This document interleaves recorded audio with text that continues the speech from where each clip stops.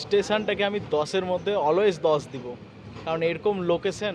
ওই দেখো ঝর্ণাতে জল পড়ছে এখন ওখান থেকে, ভিউজটা দেখো শুধু একবার। উফ, মন জুড়িয়ে গেল একদম আরাকুর পাহাড়টা দেখে। যদি আগে আরাকুর দিকে বৃষ্টি হয় মজা চলে আসবে। ব্যাকওয়ার্ড স্টেশন এদিকে, এই যে না একটা কোনো দোকানপাট আছে না কিছু আছে, মানুষ মুখে দিবে কি। বোড়াগোলাও স্টেশনটা কি দারুণ লাগছে দেখতে।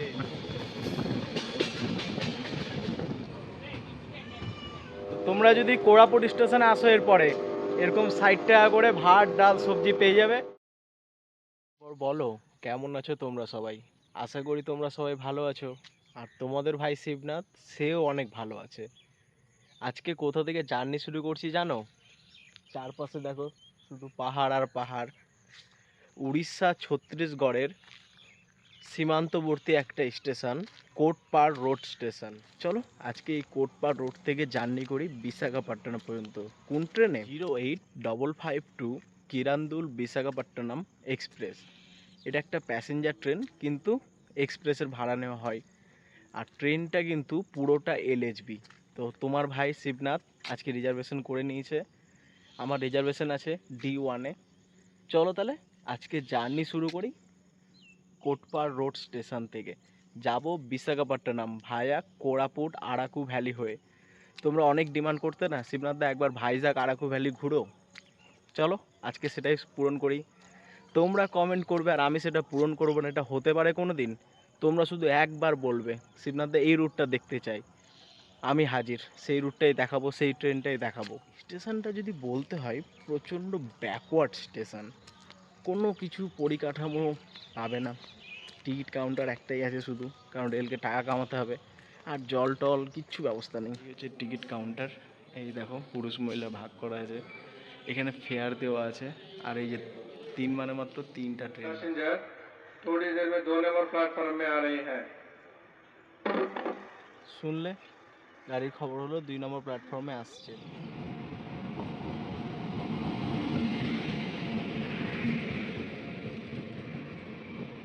আমাদের চলে আসলো।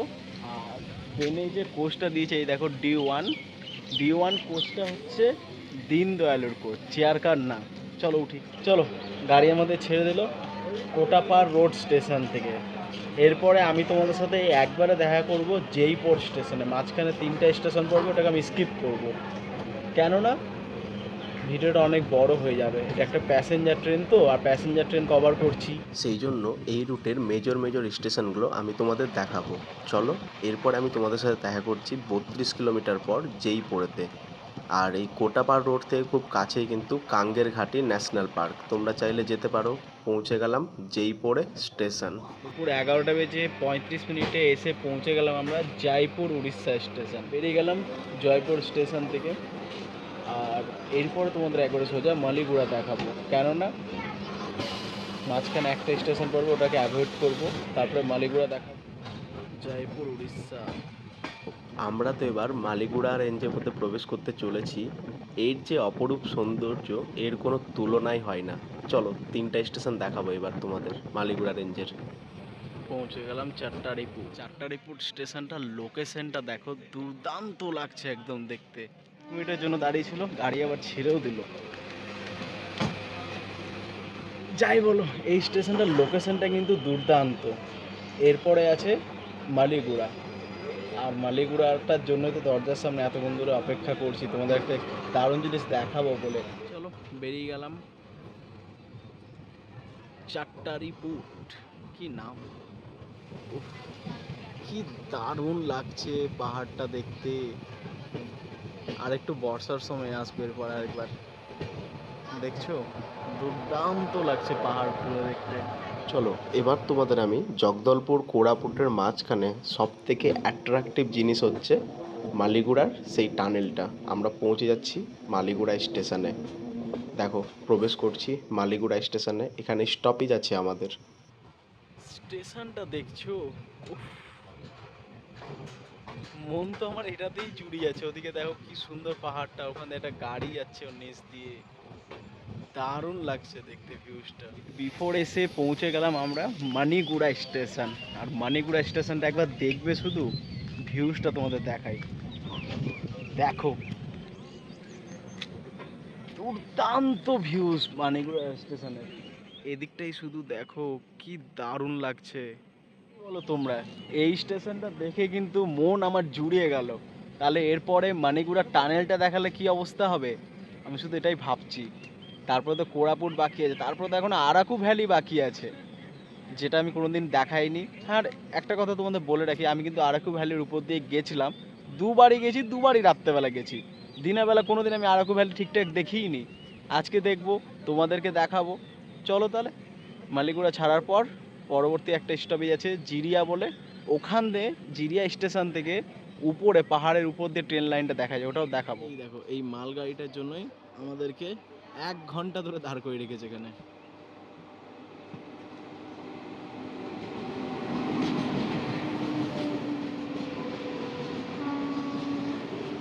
মালিগুড়ার সাইড দিয়ে একটা মালগাড়ি আসলো, সেই জন্য আমাদেরকে প্রায় 40 মিনিটের কাছাকাছি ধরে দাঁড় করে রাখলো। এবার ওটা ঢুকলো, এবার যেতে পারবো। চলো।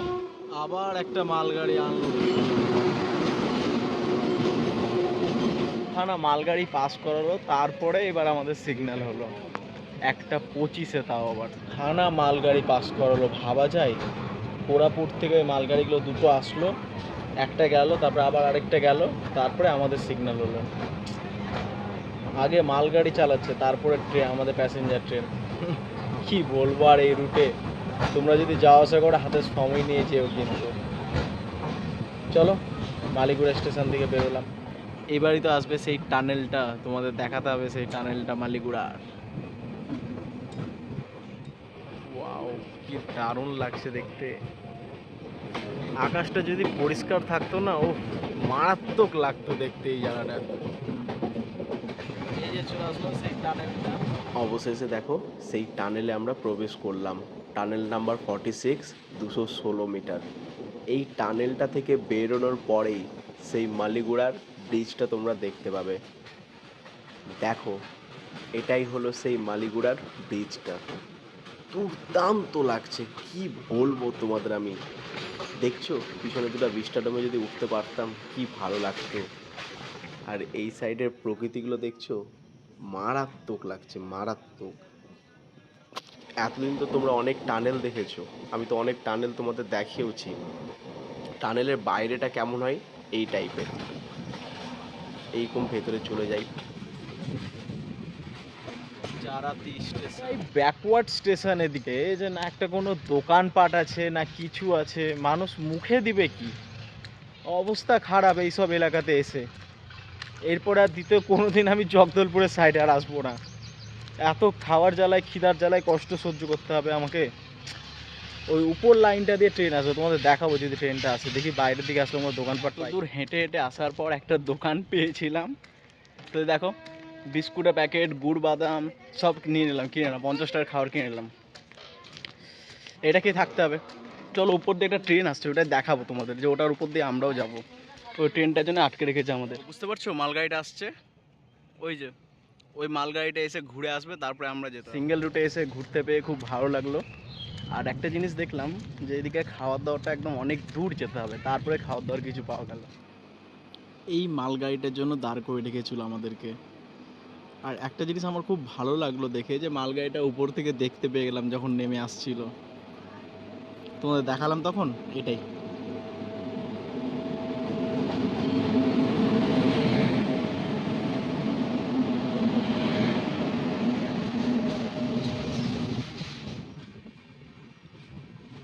রেল লাইনটা দেখতে পাচ্ছ, এই যে রেল লাইনটা এটা দিয়ে চলে যাচ্ছে, আমরা কিন্তু এটা দিয়েই যাবো আবার।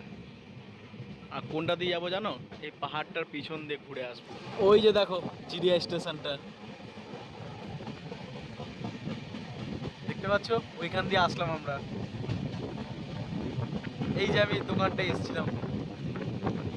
চলো, এরপরে একটা স্টেশন আছে মানাবার, আমি ওটাকে স্কিপ করব। তোমাদের সাথে একবারে দেখা করছি কোরাপুট জংশনে। দেখো, কোরাপুট ঢুকছি। এই যে লাইনটা চলে এলো রায়গাদার দিকে, কোরাপুট জাংশন। 2:36 এসে ঢুকলাম আমরা। কোরাপুট কিন্তু একটা জংশন স্টেশন। কোরাপুট থেকে দুটো ডাইরেকশনে রুট কেটে যাচ্ছে, একটা চলে যাচ্ছে জগদলপুরের দিকে, আবার একটা চলে যাচ্ছে রায়গঞ্জ। দেখো এই যে 60 টাকা করে ভাত ডাল সবজি পাঁপড় ভাজা আছে। কি করব, এটাই নিতে হলো। তো তোমরা যদি কোরাপুট স্টেশনে আসো এরপরে এরকম 60 টাকা করে ভাত ডাল সবজি পেয়ে যাবে, নিয়ে নিও, খেয়ে নিও। আমি চলো খাবারটা টেস্ট করে দেখবো, টেস্ট কেমন আছে জানাবো তোমাদের। আর গাড়ির কিন্তু আমাদের এখানে 10 মিনিটের স্টপ। দুপুর 2:45 আমাদের ডিপার্চার হলো কোরাপুট থেকে। এরপর আমি একটু খাওয়া দাওয়া করবো, দেখালাম তোমাদের খাবারটা নিয়ে একটু খাবারটা খেয়ে নিই। তোমাদের সাথে একবার দেখা করছি পাদু স্টেশনে কিংবা তার আগে, কারণ ওখান থেকে আবার পাহাড় শুরু হবে আরাকু ভ্যালির। চলো কোরাপুট থেকে বেরোলাম। এতটা ভাত দিবে, এরকম একটা তরকারি থাকবে, একটা আচার, পাঁপড়, আর এইখানে মনে হয় সম্ভবত ডাল দিয়েছে। এটাই 60 টাকা। চলো খেয়ে দেখি। টেস্ট হোটেলে ভাত খেয়েছি, বিভিন্ন বিভিন্ন জায়গায় ভাত খেয়েছি, আজকে এইভাবে এরকম বড় একটা পাতায় আর চলন্ত ট্রেনের মধ্যে বসে খাবো। এর পিছনে বৃষ্টিটা আছে। এবার তো আমরা অন্ধ্রপ্রদেশের দিকে প্রবেশ করতে চলেছি, কারণ আরাকু ভ্যালি অন্ধ্রপ্রদেশে পড়ে। আর আমরা কিন্তু 3টা স্টেশনকে স্কিপ করে দিয়েছি কোরাপুট থেকে। দেখো এবার আমরা প্রবেশ করতে চলেছি পাদুয়া স্টেশনে। বৃষ্টি পড়ছে হালকা হালকা ঝিরিঝিরি, মারাত্মক লাগছে কিন্তু। আর দেখতে দেখতেই আমরা এসে পৌঁছে গেলাম একটা সুন্দর স্টেশন পাদুয়া। এই বৃষ্টি ভেজা পাদুয়া স্টেশন থেকে আমাদের ডিপার্চার হয়ে গেল। এরপরে আর দুটো স্টেশন আছে, তারপরে আমরা গিয়ে পৌঁছে যাবো আরাকুতে। বৃষ্টি কেমন হচ্ছে স্টেশনে দেখে বুঝতেই পারছো তোমরা, পুরো ভিজে আছে স্টেশন। চলো এই বৃষ্টিকে সাথে নিয়ে এবার বাকি জার্নিটা আরও কমপ্লিট করি। যদি আগে আরাকুর দিকে বৃষ্টি হয় মজা চলে আসবে, যাই বলো। চলো বেরিয়ে গেলাম পাদুয়া স্টেশন থেকে।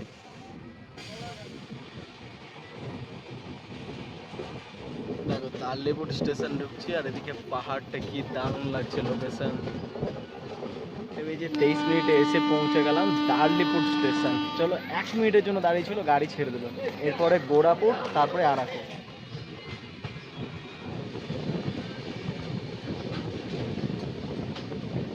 দেখে খুবই ভালো লাগলো এই ট্রেনে যে যারা যারা জেনারেল প্যাসেঞ্জার আছে তাদের সবাইকে কিন্তু পিসি স্যার এসে এখান থেকে সরি দিচ্ছে।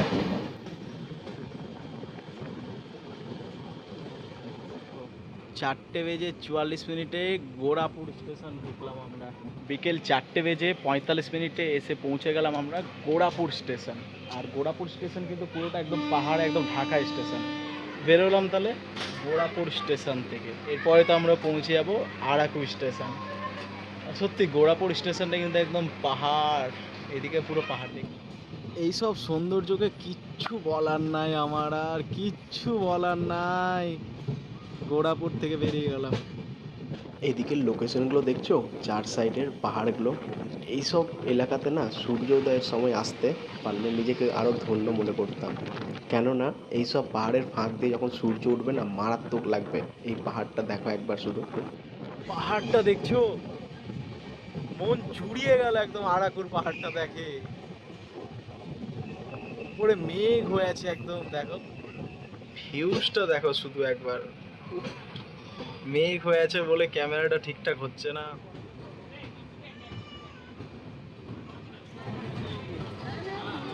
ভিড় কত দেখছো শুধু।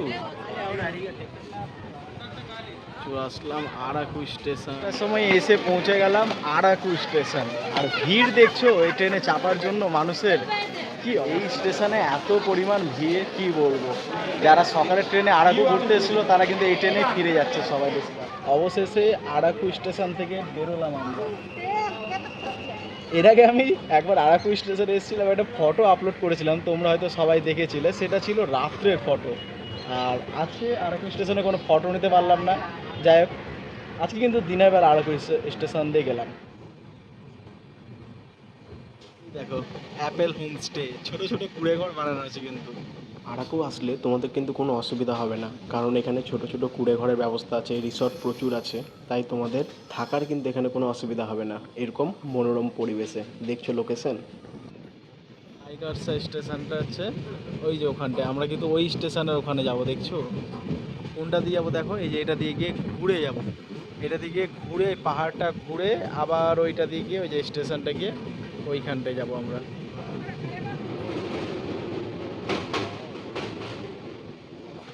মারাত্মক লাগছে দেখো।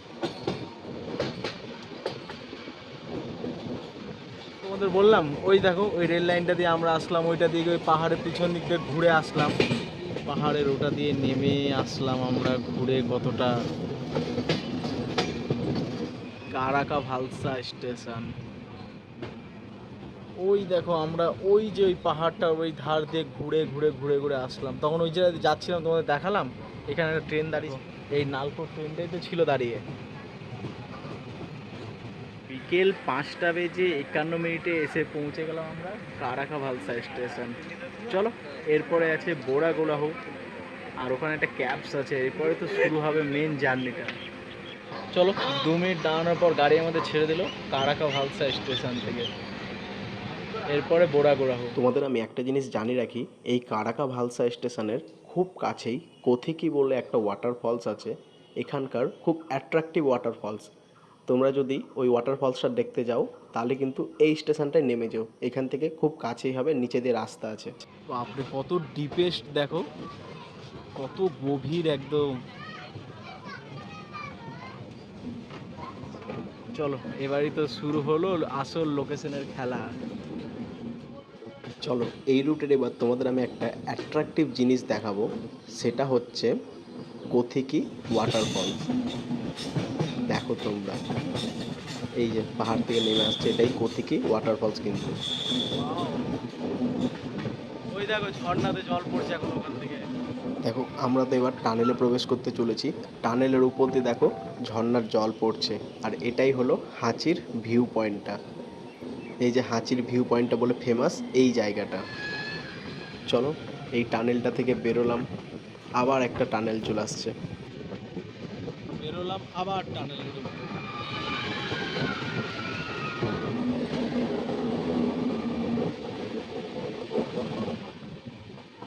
ভিউজটা কি দুর্দান্ত লাগছে একদম, ভিউজটা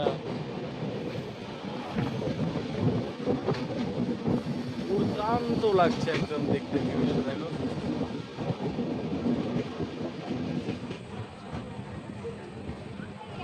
সন্ধে 6:13 এসে পৌঁছে গেলাম বোরাগোলাহু স্টেশন। স্টেশনটা কিন্তু মারাত্মক যাই বলো, বোরাগোলাহু ছাড়ার পর তো সন্ধ্যা লেগে যাবে, আর কি দেখাবো। আর বোরাগোলাহুতে একটা কিন্তু ক্যাবস আছে যেটা দেখার জন্য সবাই মেনলি আসে। বোরাগোলাহু স্টেশনটা কি দারুণ লাগছে দেখতে। চলো তাহলে অবশেষে 6:18 বেরোলাম বোরাগোলাহু স্টেশন থেকে। আর বললাম এখানে একটা ক্যাবস আছে, বোরাগোলাহু ক্যাবস, তোমরা চাইলে আসলে দেখতে পারো। আমার কাছে সময় নাই তাই আমি গেলাম না। আর একটা জিনিস দেখো, স্টেশনটা কিন্তু অনেকটাই উঁচুতে গ্রাউন্ড থেকে, আর এদিকে পাহাড়ের নিচে, মারাত্মক লাগছে দেখতে। এই দেখো আই লাভ বোরা কথাটা লেখা আছে, কারণ আই লাভ বোরা। বোরাগোলাহু যারা ঘুরতে আসে তারা এই যে এখানে ঘুরে। ক্যাবসটা এর আশেপাশেই কোথাও আছে যতদূর মনে হচ্ছে, কারণ আমরা ক্যাবসের ধার দিয়েই যাবো যত সম্ভব মনে হচ্ছে। দেখবে দেখো দোকানপাট, এই যে বোরা ক্যাবস লেখা আছে, তার মানে এদিকেই আছে বোরা ক্যাবসটা কোথাও আগে। এই যে এই সবে আছে বোরা ক্যাবসটা, দুর্দান্ত লাগছে দেখতে, এর মধ্যেই আছে। এই বোরাগোলাহু থেকেই বাকি সব অ্যাট্রাকটিভ জিনিসগুলো তোমরা দেখতে পাবে। যাই হোক আমি হয়তো ঠিকঠাক দেখতে পাবো না, কেননা সন্ধ্যা হয়ে যাবে। যতটা পারবো তোমাদের সামনে তুলে ধরার চেষ্টা করবো। Tunnel number 36।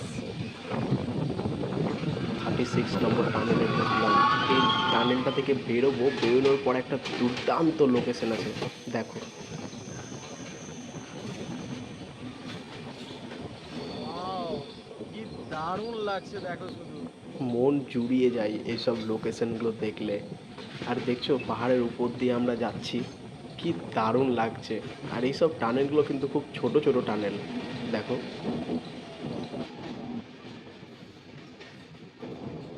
ভিউজটা দেখো শুধু একবার, উফ, ওইখান দিয়ে একটা নদীর মতো নেমে আসছে। এই হলো এখানকার সব থেকে অ্যাট্রাকটিভ লোকেশন, টানেল, ব্রিজ, আবার টানেল। এটাই এখানকার সব থেকে ফেমাস। এই জিনিসটা আমি গুগলে পড়েছিলাম। চলো এরপরে আমরা আমাদের পরবর্তী স্টেশনে প্রবেশ করব। ওই স্টেশনটাও কিন্তু আরও অ্যাট্রাকটিভ, টানেল পার করার পরেই আছে। এই টানেলটা পার করব, তারপরে আমরা স্টেশনে প্রবেশ করছি। মনে হয় কোনো স্টেশন ঢুকছে।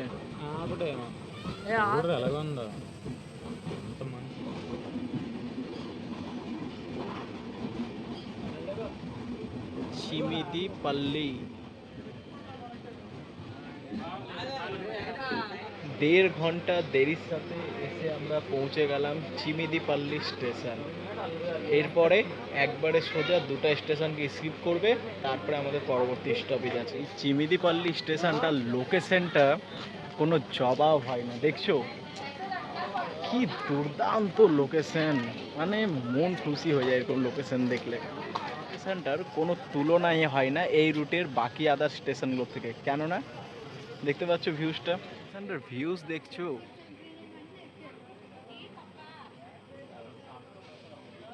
আর এদিকে দেখো। শেষে 6:47 গাড়ি আমাদের বেরিয়ে গেলাম চিমিদিপাল্লি স্টেশনে। এরপরে 2টা স্টেশন আছে, ওই 2টা স্টেশনে আমাদের গাড়ি দাঁড়াবে না। বোদ্দা ভেড়া বলে একটা স্টেশন আছে, ওখানে স্টপেজ আছে আমাদের। আর যাই বলো তোমরা, স্টেশনটাকে আমি 10-এর মধ্যে অলওয়েজ 10 দিব, কারণ এরকম লোকেশন এত জায়গায় ঘুরেছি, তার মধ্যে এটাই সবথেকে ভালো লাগলো আমার। কেন, এই দেখো এইদিকে পাহাড়, আমার এই সাইডেও পাহাড়, আর এদিকে তো খাই পুরো। চিমিদিপাল্লি। অনেক কিছু বাকি থেকে গেল, আর কভার করা যাবে না, কারণ সন্ধ্যা লেগে গেল। মনটা খুব আফসোস হয়ে গেল। চিন্তা করো না, তোমাদের সাথে বিশাখাপট্টনমে দেখা করবো একবারে, না হলে কোট্টাভালসামে নেমে যাব আমি। আর চিন্তা একদমই করবে না, আমি খুব তাড়াতাড়ি সকালবেলা এই ট্রেনটাকে এক্সপ্লোর করে দেখাবো। দেখো ভুবনেশ্বরের দিকে একটা ট্রেন যাচ্ছে। এটা চলে আছে ভুবনেশ্বরের দিকে। চলো এবার আমরা কোট্টাভালসালাম স্টেশনে প্রবেশ করছি। এটা কিন্তু একটা জংশন স্টেশন, আর আমি এখানে ডিবোট করব। রাত্রি 9:03 এসে পৌঁছে গেলাম কোট্টাভালসালাম জাংশন স্টেশন। চলো এখানে আমি ডিভোট করব, কারণ আমার বিশাখাপট্টনমকে কোনো লাভ নেই। এই 2টা স্টেশন পরে বিশাখাপট্টনম। কোট্টাভালসালাম স্টেশন একটা জংশন স্টেশন, কারণ এখান থেকে 2টো ডাইরেকশনে রুট কাটছে। একটা চলে যাচ্ছে বিজয়নগরমের দিকে, একটা চলে যাচ্ছে এদিকে আরাকু ভ্যালির দিকে। তা আমি গেলাম আরাকু ভ্যালি থেকে, আজকে জার্নিটা করে দেখালাম। কেমন লাগলো তোমাদের কমেন্ট করে জানিও। আর বিশাখাপট্টনম গেলাম না, কারণ এই ট্রেনটার আর 2টা স্টপেজ পরে বিশাখাপট্টনম। অনেকবার বিশাখাপট্টনম গেছি, তাই আজকে আর গেলাম না। করলাম কেমন লাগলো তোমাদের অতি অবশ্যই কিন্তু আমাকে কমেন্ট করে জানিও। দেখা করছি আবার একটা নতুন ট্রেন জার্নি নিয়ে। চলো এখান থেকে আমি আমার বাড়ি ফিরবো ব্যাঙ্গালোর গুয়াহাটি স্পেশাল ফেয়ার এক্সপ্রেসে, 24টা বগি জেনারেটরে।